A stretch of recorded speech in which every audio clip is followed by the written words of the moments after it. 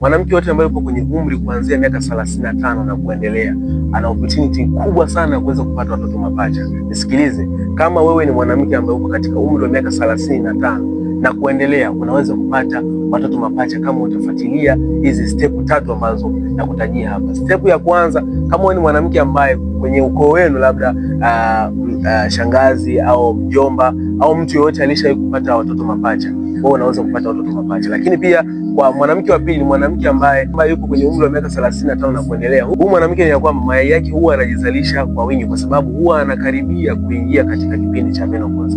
Mwanamke yeyote ambaye anayekaribia kufikia katika kipindi cha menopause, mara nyingi sana mayai yake huwa anajizalisha kwa wingi, so mwisho wa siku unaweza kujikuta unapata ujauzito kwa wingi. Lakini mwanamke wa mwisho ni mwanamke ambaye yuko katika umri wa miaka 35 lakini anatumia package ya fertility twins.